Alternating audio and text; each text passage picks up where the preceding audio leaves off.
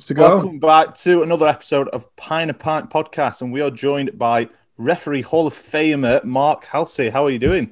Good evening, guys. How are we? Yes. Very good, Mark. Thank you. Excellent. If it's all right, Mark, if we can just start right back at sort of the beginning of your refereeing journey and sort of how you come about managing at the highest stage of international football as well as Premier League football, and how you become sort of refereeing your journey into the game, really.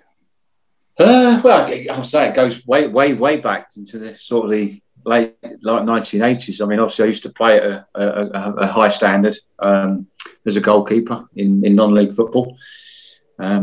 Saturdays and playing Sundays as well, because it used to be very competitive. Oh, it still is in non-league, but especially in back in the day on the Welling, I used to play in the Welling Hatfield Sunday League, and the guys you played with on a Saturday, we played against each other on a Sunday, so it was good fun. Yeah. I think. I used to play for a team called Wellingborough in the early days of playing Sunday morning football, and it was a very, really good friend of mine, chap called Russell Fosto, recently, and we lost him due to illness and COVID and everything else like that. But we go back a long way, and he used to be a centre half. I used to play in goal behind him, and he was one of the most dirtiest players I ever come across. He was I'm not going to swear on here, but he was a right dirty. You know what's coming next. And, when the referee's back would turn, he'd kick someone up the backside of the elbow, someone in the face, or punch him in the back of the head and get away with it. And he become a referee. Unbelievable. No one could believe it. I'm poacher turned gamekeeper, but... And it was, I'm a great cricket lover as well. Weren't best pleased with the way we batted and the way we bowled today, but there you go, out in India. But he's cricket, his house and garden backed onto our cricket field. Because obviously I played cricket. Once football season finished, I went and played cricket for a local team called Hatfield Ide in Welling City.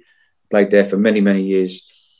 And to say, you always used to walk around the boundary, putting the world to rights, you do when you're batting, and rushing for me. As we got round to his house, he'd say, why don't you become a referee? I said, why don't you stick that right up your backs? I am not interested. Not interested. And he kept on at me all that summer. It was the summer of 88, 89, I think. The end of the season was about to start. And I was falling out of love with football, to be fair. And I did give it some thought coming to the back end of the cricket season, ready to start for the football season. And, you have to do an 8-week course to become a referee, learn the laws of the game and then take an exam at the end of it. And I just said to him, listen, okay, all right, I'm not doing an 8-week course. I can't be asked to do that because I was still playing at the time. Yeah. So what I will do is I will read the laws of the game, study the laws of the game, and exam if I'm permitted. And he sought permission, so I was allowed to do that. I took the exam, passed the exam with flying colours, and then it started from there. I was sort of playing Saturdays and refereeing Sundays, and I weren't bad at it. I was quite good at it because as a player, I always liked referees that allowed the game to flow, and I'd like to play as referee, and I think that's what I started out as, being a player's referee, and I think I was like that all the way through to the end of my career, always giving players a chance. So it came a stage where I was doing okay, and I had to decide whether I carried on playing or I gave up. Because they said to me, if you get sent off playing football, then you get suspended. Then you're suspended from refereeing as well. So I had to make sure I behaved myself while I was sort of playing at the week Saturdays and refereeing Sundays. Sounded like then as I say, I started doing well. I started, I had my Hearts County League. Then I started doing refereeing in the Hearts County League and lining in the Premier Division in the Hearts County League. And I sort of made the decision then, because I enjoyed it, to give up and just solely concentrate on refereeing. Although I did still play midweek games for Welling City, my local team, my favour that the keeper couldn't make it, they was to ask me would I step in and play, which I did. But then, when I sort of went for promotion, getting from 3 in those days, you went from 3 to 2. You started off as a class 3, as today you start off as at level 7.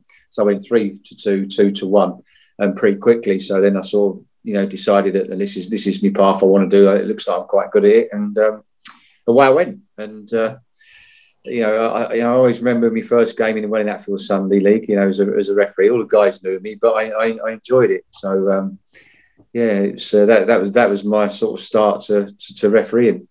Brilliant. And I sort of got promoted. I sort of got promoted pretty quickly, throughout the leagues. And then I think, because in those days, you started off as referee in the reserve section, then you were lining on the Premier Division, then you got your promotion, then you went to a higher standard, and then you promoted again, and then to a higher standard. Then I was sort of then refereeing in the Premier League of the Hearts County League, and then obviously. You finish top of that league, it's quite difficult. You had to finish top to get an interview to then go into the referee in the middle of the Isthmian League. So luckily for me, it all worked out for me. And then come 1996, I was promoted to the referees list on the national list.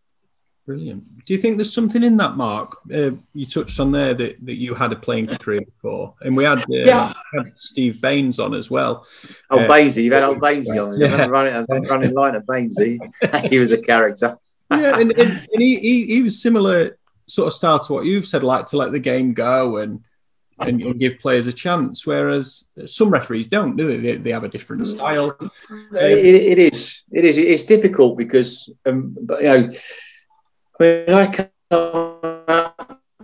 came up through the leagues and non-league, being a player. Once I got promoted to the Isthmian League, I wasn't really assessed much. But once you get that promotion to referee on the panel, which is refereeing on the National League, which was the conference back in my day, is now the National League. You then get proper assessors, professional assessors assessing you.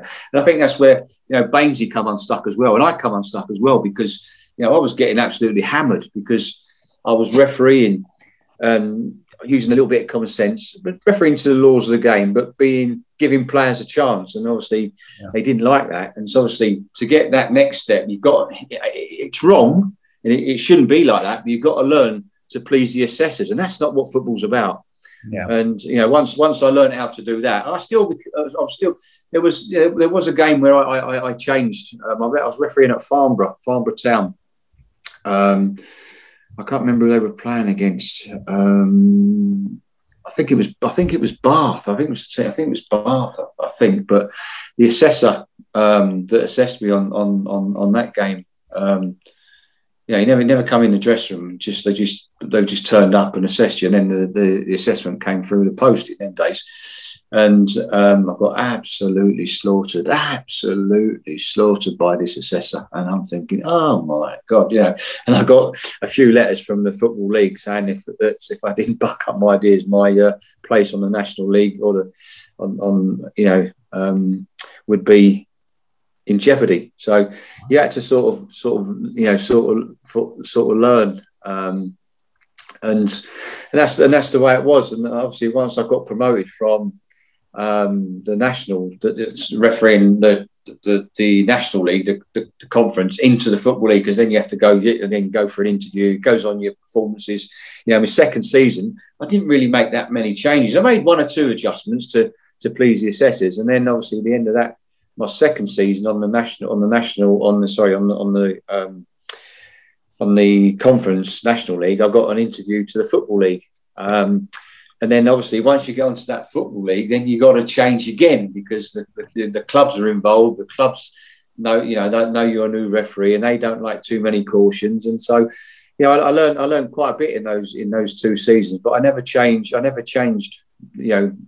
way I referee because, it got me there and it kept me there for almost 20 years. So, no, it was, it was, I wouldn't say a rough ride, but sometimes you were sort of banging your head against a brick wall because you wondered, you didn't know who was watching you, and you weren't sure if you had a referee's assessor, or you had an assessor that was a stickler the way he refereed, and he wanted you to referee strictly to the laws of the game. So it was 1 minute, 1 week you'll get an assessor saying one thing, oh yeah, you've done this very well, I like the way you allowed advantage and you kept the game flowing and you used your common sense, and you take all those things into your game the following week, and the assessors say the opposite and downmark you. So it's like, oh my goodness. And then in the end, I just thought, you know what, stuff the assessor. I'm refereeing for the players, and obviously the fans are just as important as anybody else.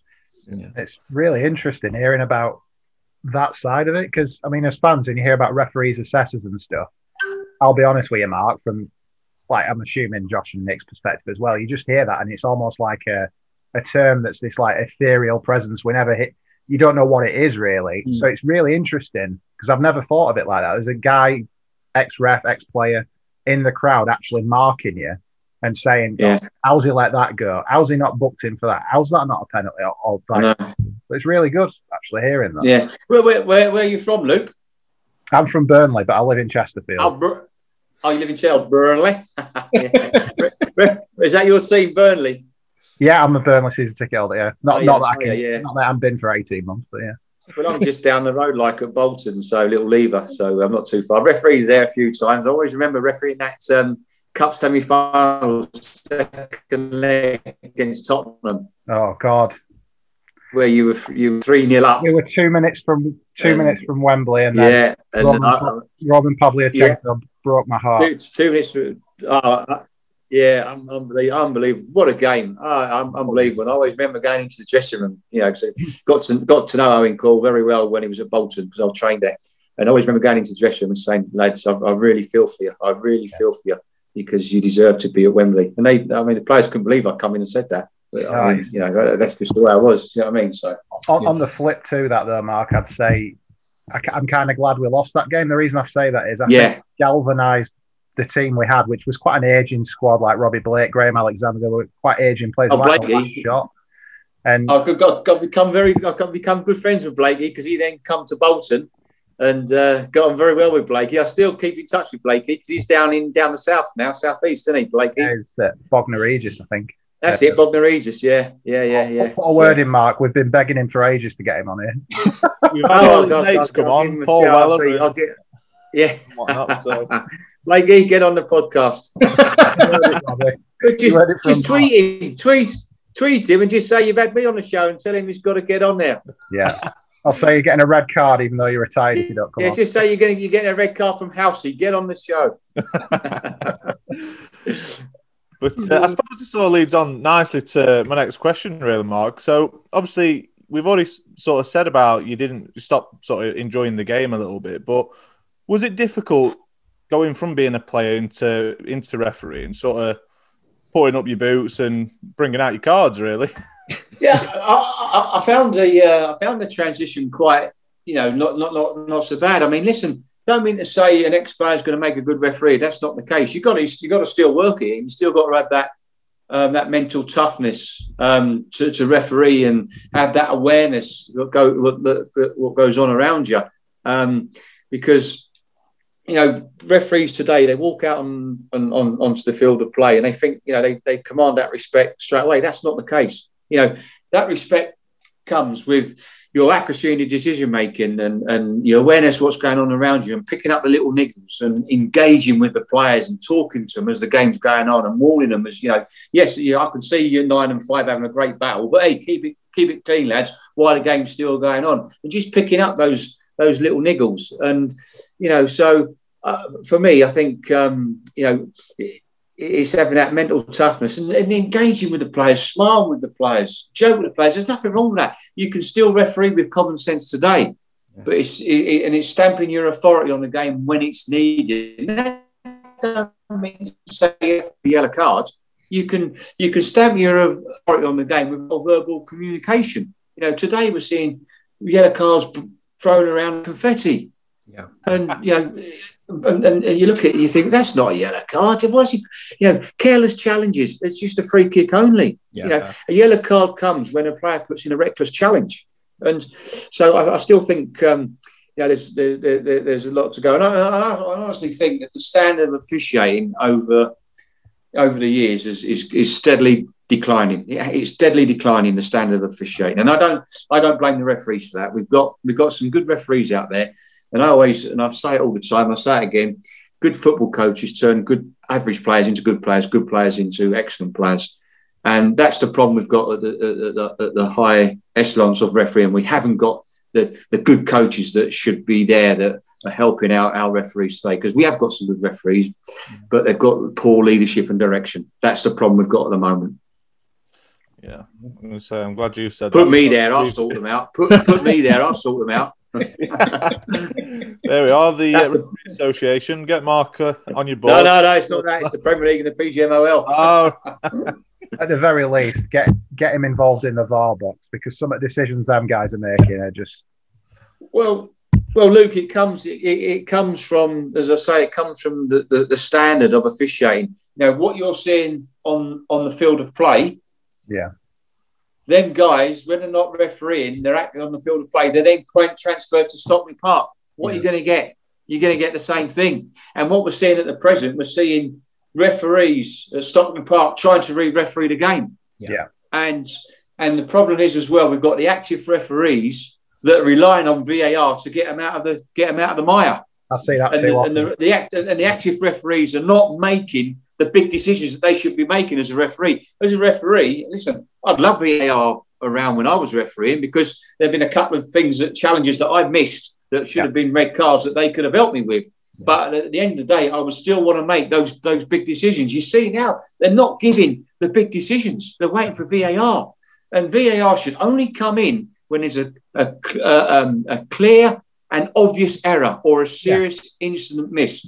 And what we've got at the moment is we've got VAR being consistent at being inconsistent. That's the problem we've got, because everything's all over the place, and that comes from the leadership and direction. And the guys that everybody's confused with the handball law 12 handling the ball, the offside, his armpit's offside, or the top part of the arm because you can score, but that's just offside. That's where they measure. I mean, the goal last night that was ruled out for Chelsea. I mean, come on. Make the whole arm go back to what it used to be. I know we've seen changes today with the IFAB, but I've been saying that they should never have changed it in the first place. They should never have changed that law in the first place. But now, now that they've made, you've got the top, your shirt sleeve, you can score with that. So you can go like that with the top of your shoulder, and that's a goal. Yeah. I don't know if you saw, Mark. And also, you can also be offside. So when have you ever seen a guy score a goal with his arm? You haven't, have you? I don't know if you saw, Mark, but when that rule were coming in, like about the length on the sleeve or whatever, Dyche, being the canny guy that he is at Burnley, he actually lengthened because we go from the claret to the blue. The claret's been lengthened so that we go. That's right. Yeah. And that got us out of jail. I can't remember who we played at home. It were a clear penalty by the law in terms of handball, but because it hit the colour, they fell for it. So that were great. Well, when they wear long sleeve shirts. They've got to go back to making the whole of the, from the top of the shoulder back to that. You can't score with that, and then that would nullify this armpit and shirt sleeve thing. But I'm looking. I mean, I know that Arsene Wenger's looking at her trialing that any part of your body that's onside cannot be offside. So that'd be good. Okay. And I understand they're trialing that and looking to perhaps bring it into the World Cup next year. Okay, so that's quite clever. So an outstretched toe or something isn't going to stop a no. Long as any part of your body is onside, then it can't be offside. So I mean, before VAR came in, it was the benefit of the doubt was given to the attackers. Now, it's gone to the defenders as with handball. An accidental handball doesn't result in a penalty, but an accidental handball by a teammate and then it gets put into the back of the net is disallowed. Yeah. But it's good to see now that they're going back to normal next season, where an accidental handball and then obviously it falls to his teammate who puts it in the back of the net. The goal's going to be given now. So, like we saw last night at Fulham, that goal next season will be given, like it was 2 seasons ago. Yeah. And now they've gone back now. Oh, it's backwards and forwards, backwards and forwards. The trouble is, the guys that sit around this table, they never play football. That's the problem.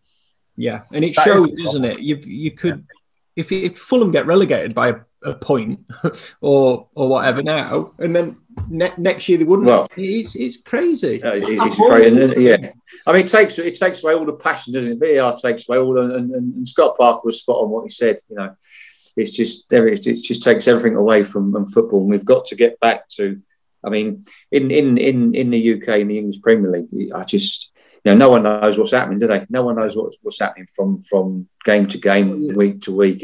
You get a different situation all the time, So, but anyway, you just have to look at. I mean, the issue the other day with Lee Mason at West Brom. Yes, he made a decision that I can't really explain to this point, but VAR getting involved and then saying, why was that? That was Lee Mason's decision entirely. He was the person who came to the decision for whatever reason that he were blowing a second time for something that he'd seen. I don't understand why that had to go to VAR at all. It was odd. Well, because the reason why, because there's a clear and obvious error because of the second whistle before the ball enters the net. So if that second whistle goes before the ball enters the net, then you by law he cannot give that goal. Now, the first part of that was correct because who was it? Brighton player. Duncan. Yeah, Lewis Dunk. He was, what you do in those situations as a referee, and it's done all over the world. In a ceremonial free kick, you do use your whistle. Anything else out on the park, you say, "Come on, that's where you go. Get on with a quick free kick." But in and around the box, you blow your whistle. You use your common sense. You look up. You get your wall back 1.5 meters. You make sure there's no one standing in the wall with the opposition because they have to be a meter away from the wall.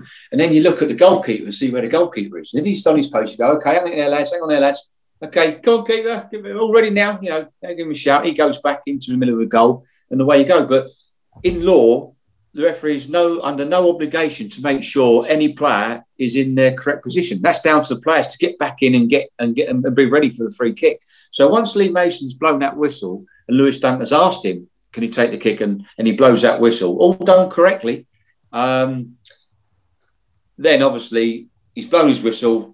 He's taken the free kick, and obviously Lee's looked up and seen the goalkeeper still on his post, and then he's blown it. And that's the only thing. That's the only thing I think he's seen is the goalkeeper, Sam Johnston, on his post. I just don't know why that'd have to go to VAR though, because it should because he's given the goal. Lee's given the goal, and then he's been confused. He's been told to disallow. Then he's given it because he's talking, and then VAR have heard the second whistle. I've heard the second whistle, thinking, "Hang on, that second whistle's gone before the ball's in the back of the net. That cannot be allowed. They've got to retake the free kick straight away." I knew that.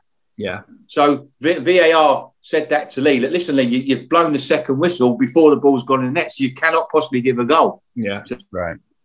Why the free kick was retaken, but I felt for Lee. I did feel for Lee on that situation because I know him very well, and I felt for him. But he didn't help himself in that situation. He wasn't aware of what was going on around him. That was a problem. But and also not only that, I blame the PGMOL because he's had a difficult month. I mean, he's only refereed 3 Premier League games since the start of January. 3 Premier League games. Okay, now he refereed I think just before Christmas. He refereed Wolves and who was the other away team? But Nuno wasn't very happy with him. He got fined, didn't he? He said he's a very poor. Yeah. He was very poor performance. And he doesn't want him again. Yes. So his next game, he was. I think it was Southampton Villa, where he had that controversial moment about handball with Matty Cash, which I thought was a deliberate handball, even though it was just fractionally come off his thigh. Didn't make much difference, but Matty knew what he was doing. He put his arm out towards the ball to stop that ball going into the goal. And obviously, he was in charge of that. And of course, Mike Dean was the VAR on that. So obviously, he's had a bit of pace in there from Southampton. Obviously his confidence is shattered. And then obviously, I know he refereed at Man City, didn't go. It was okay game. And then he refereed at Sheffield Wednesday, Birmingham. It didn't go very well for him. Lots of fans complained about his performance. And then obviously he was given the West Bromwich Albion and Brighton game, which I knew. I text my good friend Richard Keys out in Qatar, who does BN Sports out there. Said, we've got Lee Mason today. He's short confidence. I think something will happen today. Yeah. Wow. Yeah. And it did. But he should never have been put in charge of that game because he's very, very low on confidence because, he's taken a beating from a manager, two managers, and obviously he was the fourth official at Man United Southampton, where Mike Dean sent off the Southampton defender, which, was incorrect. And then obviously Lee Mason was the the VAR at Fulham West Ham, where he told Mike Dean to send off for the accidental arm in the face for violent conduct. So his confidence is very, very low.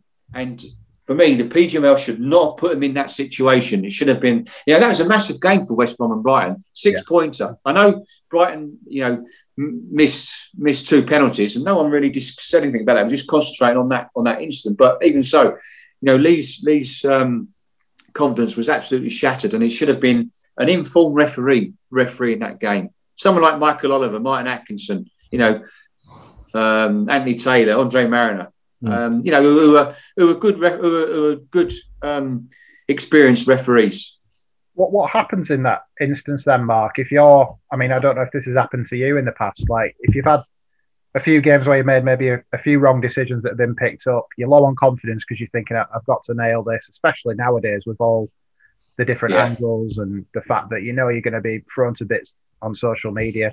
What's going through Lee's head then now? Or do the Referees Association, everyone, do they look after him? Do they maybe give him it's not the referees. It's not the Referees Association, Luke. It's the PGMOL who's responsible for the professional referees. And I've been involved, and I've been, I know exactly what goes on. I know exactly what it's like. And the problem is, I'm not going to say they don't care, but they don't know how to. Referees are like players. Some need a kick up the backside, some need an arm round, and some need a bit of loving. They don't know how to do that. I've been in that situation. I remember refereeing Wigan Newcastle, and it was an awful challenge by McMahon, Callum and Magaman on Herrera at Newcastle. Yeah. And as the incident happened, I had a Newcastle player run right in front of my vision.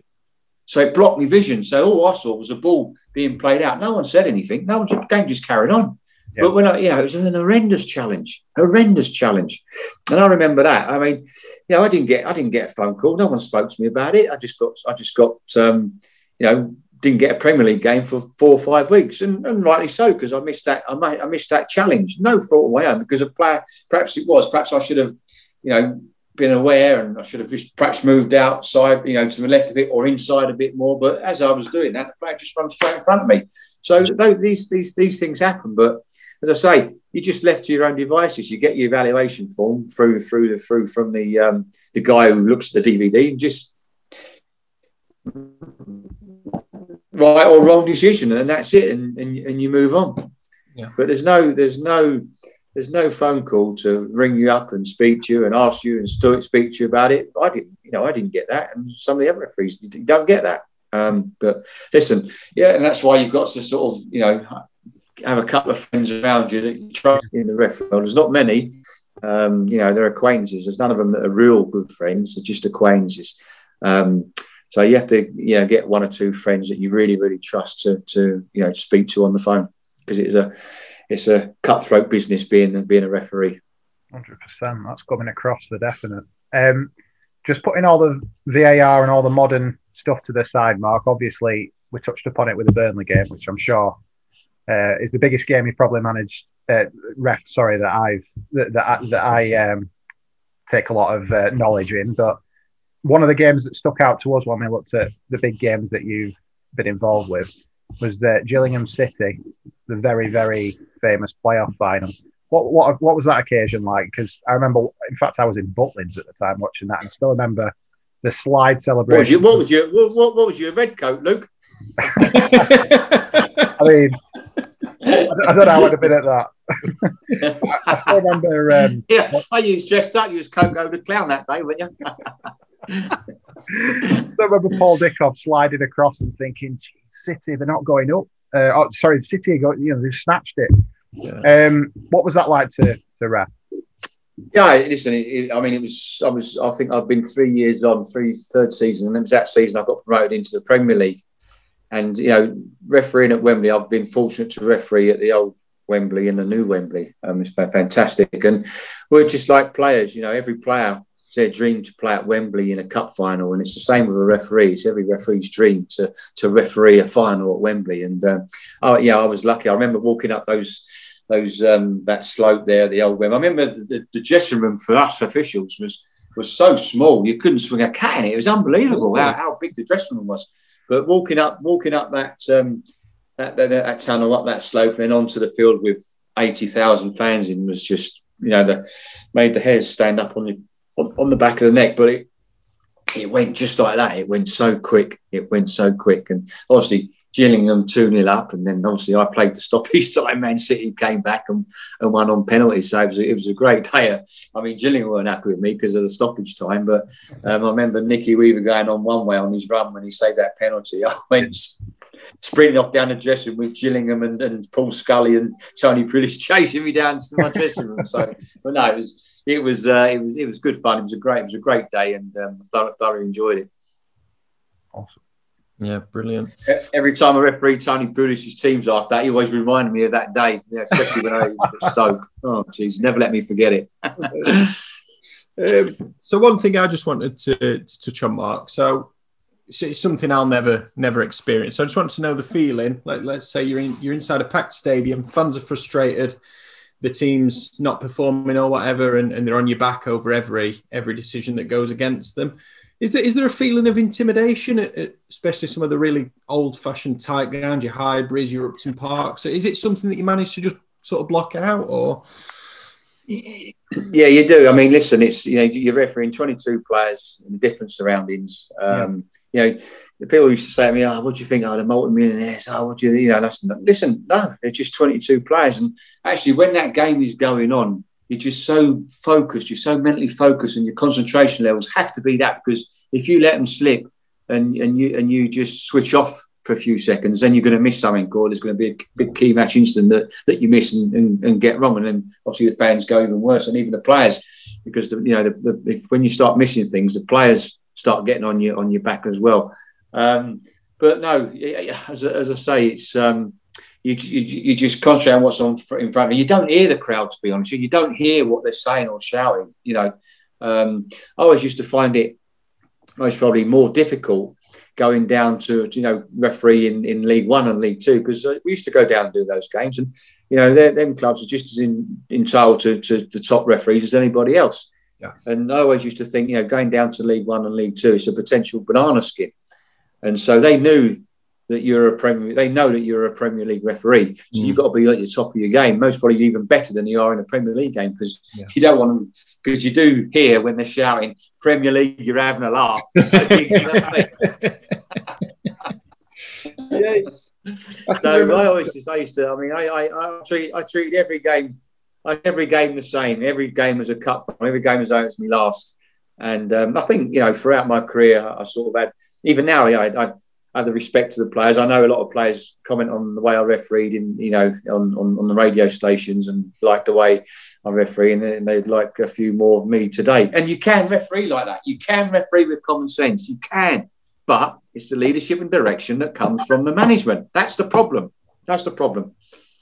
Yeah, that's it. If they're being told to referee a certain way, if it comes to a decision, they're probably thinking, "Oh, I know this is the wrong decision, but I'm going to get bollocks." Well, you take their evaluation system, and I was subject to this evaluation system, and they don't take the atmosphere, they don't take the surroundings into consideration, and the game, and I remember refereeing Liverpool Man United, and that's a massive game.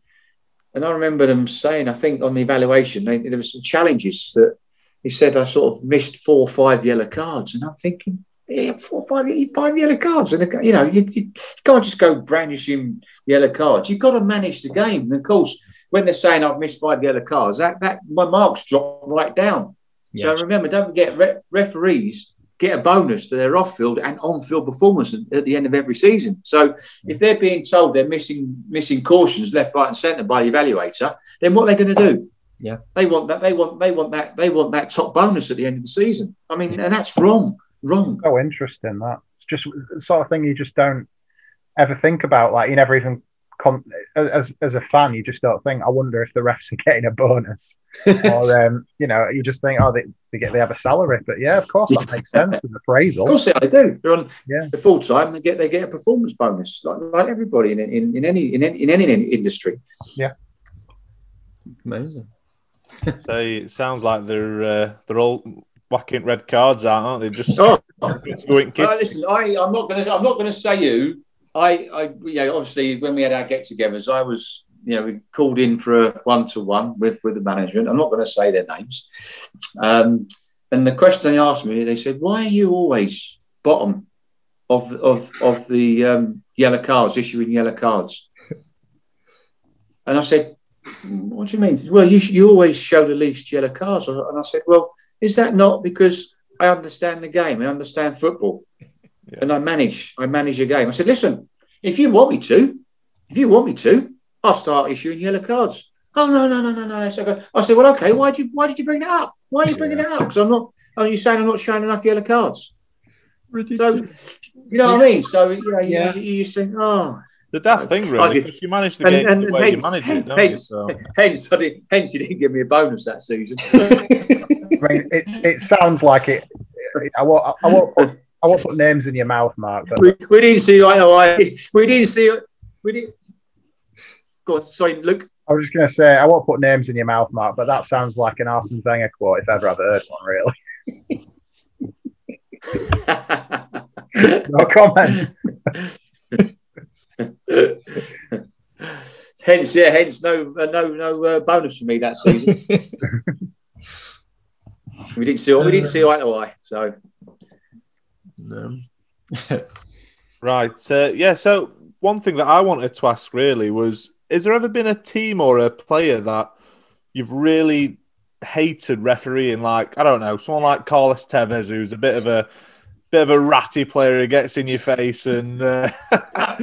No, listen, look, munching in your ear all type of thing. Is there anyone like that? Yeah, there's been loads of players like that. I think one of the ones that moaned the most was Craig Bellamy. Oh, he was a moaning old bugger. He was, but he was great. He was great because he kept you on your toes. And listen, there've been many times where players have made your blood boil, and you think to yourself, "Oh, I'm going to smash his nose in. I'd love to give him I'd love to smash him in." Do you know what I mean? And you do think that on the pitch, but you've got to keep your composure, your self-control. Like we saw the other week with Darren Drysdale at Ipswich, with one of their players, and obviously something happened there, and Darren's a lovely lad, and he's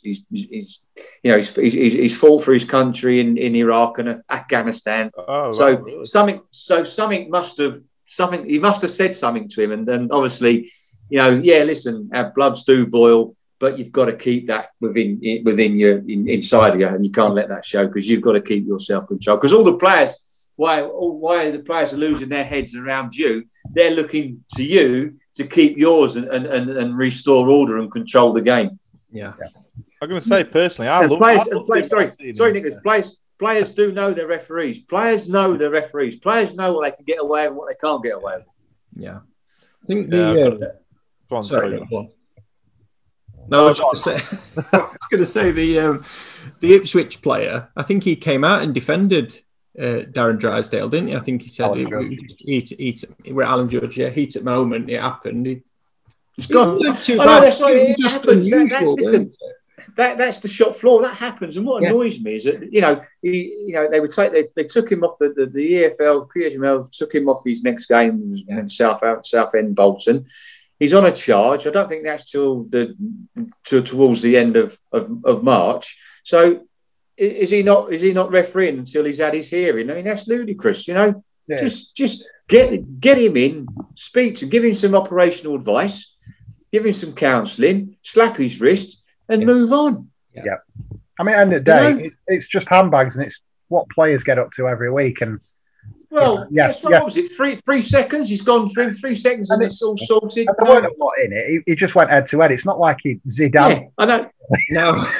I mean, look at the incidents we've seen Kalina do exactly the same when on UEFA duty, on Champions League duty. Yeah. You know, putting his fist into players and pushing them away. Yeah. You know, going head to head. Yeah. Nothing ever's happened to him. Listen, you know, speak to him. Okay, referees can't be seen to be acting in that manner, but they're human. They're human. Absolutely. Yeah, they have their own emotions, don't they? I mean, of course they do. Darren looked a bit of a nut job, didn't he, when he did that? But I loved it. I thought it was brilliant. I thought, you know what, the amount of stick referees get every single game, it's bound to happen. It's bound to, you know what I mean, to cause a bit of friction. And Judge thought, oh shit, I've actually. Well, I mean, considering really the pressure he's been under in Iraq and Afghanistan, you know, serving his country, and but then listen. Sometimes something just makes you flip, doesn't it? And obviously something was said to Darren. I would imagine what Darren said back to him, but I'm not going to say that. It's what I used to say to the players all the time. It certainly diffused the situation. It diffused the situation because, like you say, straight away, all players were like, "Oh, Jesus, all right, yeah, okay, we'll listen." Yeah. Maybe that's needed more. Yeah, I think so. You know, because kind of rumble room.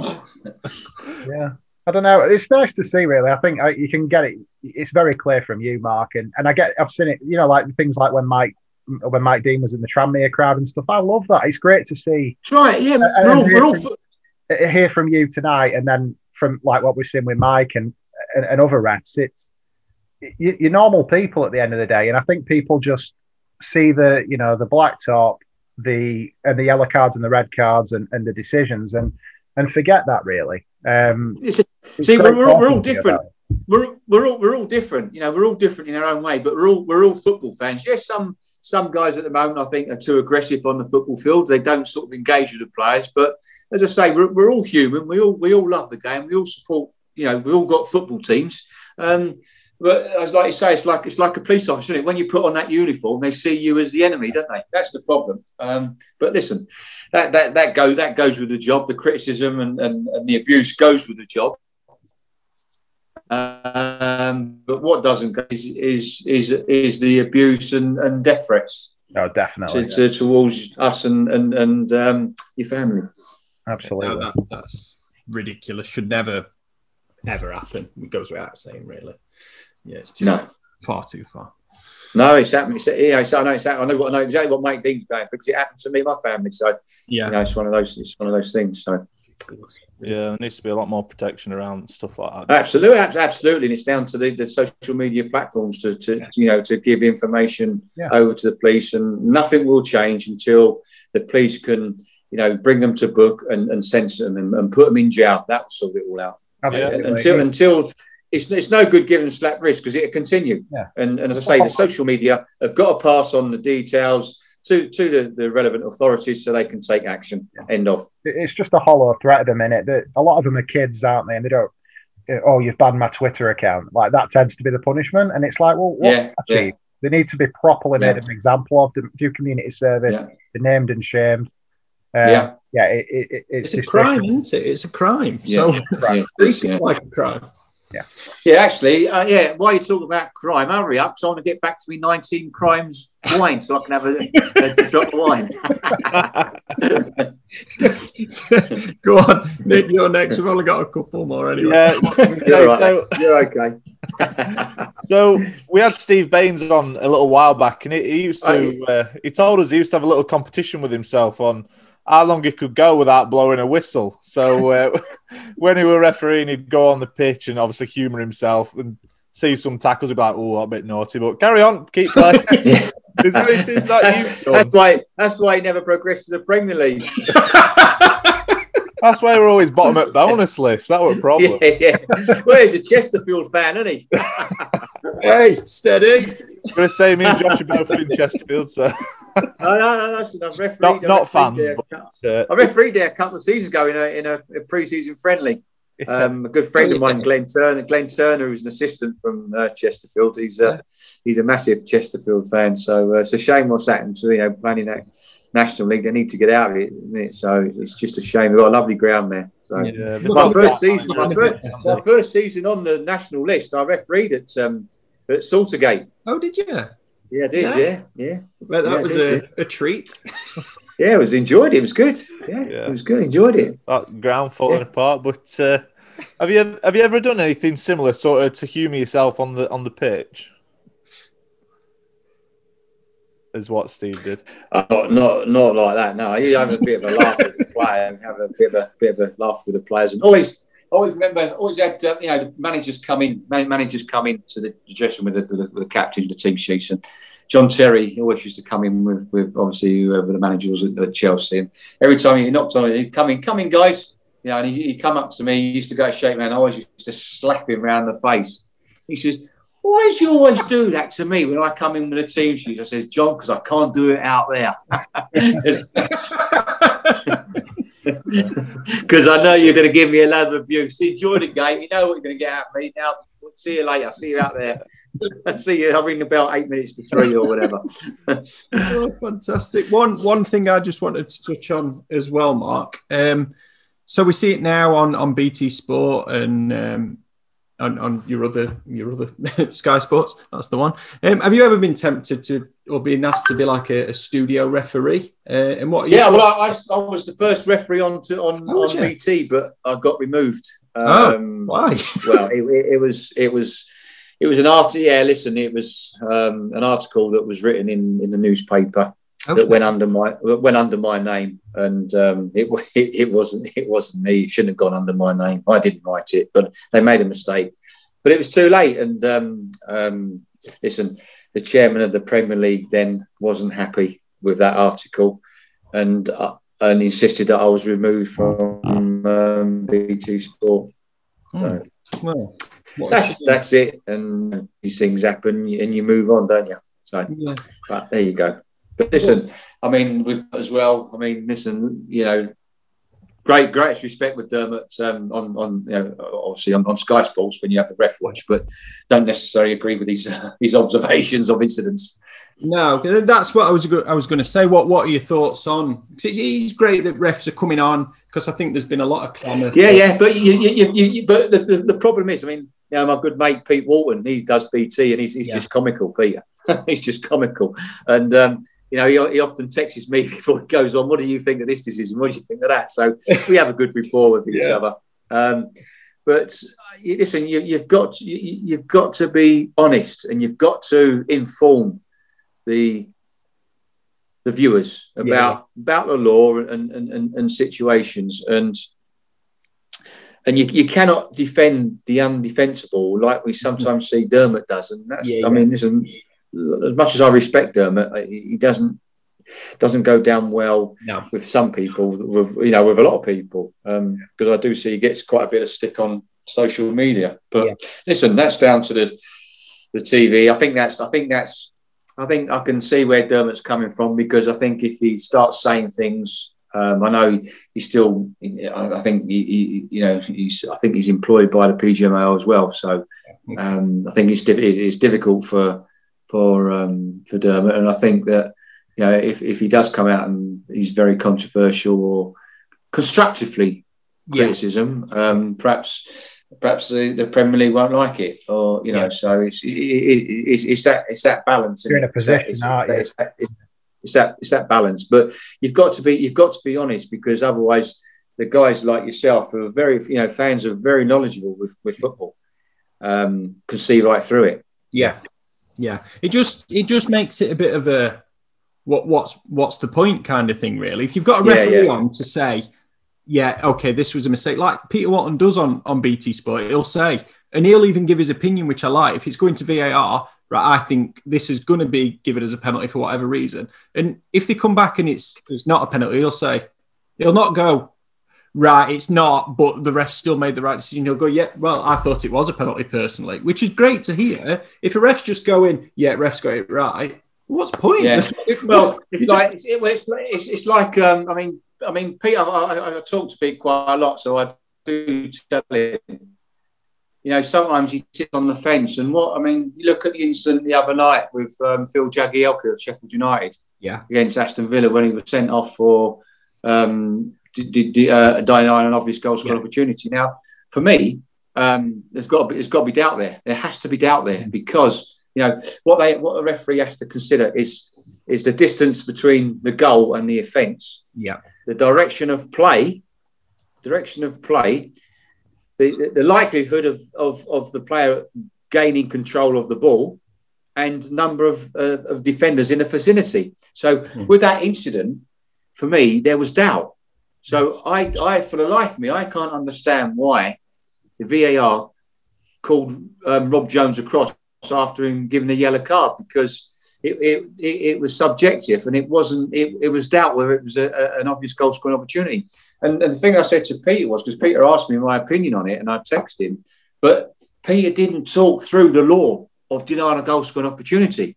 And if he'd done that, then that put everybody would think, well, okay, yeah, on that one. So distance between the fence and goal is quite a long way from goal. So there's a doubt there. Direction of play, what angle was he going at? Where did the offence take place?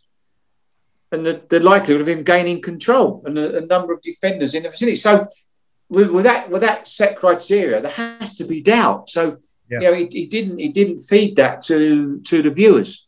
And I said that, I said, Pete, you've got to feed that to the viewers, so then they can get an inkling. Because he thought it was the right decision. I didn't think it was the right decision. I thought there was doubt. And for me, as I said, the VAR should never got involved because it's not a clear and obvious error. And not only that, I think with VAR, we need to hear the conversation between Stockley Park and referee, so everybody knows what is going on. Everybody can understand how they're giving that, how VAR are presenting that to the referee, and if the referee overturns his decision, you can see why they overturned the decision. Look at Stuart Atwell at Chelsea Liverpool Chelsea Man United on Saturday.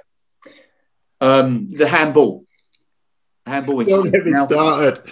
Well, in real time, I'm thinking Greenwood, Mason Greenwood handballed that. So, and all of a sudden they slow it down and keep looking and keep looking and keep looking and keep looking. You can get whatever decision you want out of that.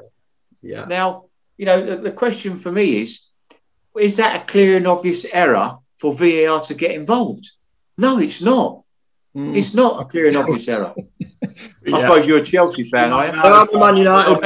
Man United. Sorry, Man United, yeah. Well, it's not a clear and obvious error, but once he's gone over to that screen, I'm thinking to myself, he's going to change his mind. He's going to give a penalty because you can make a case for the Chelsea player.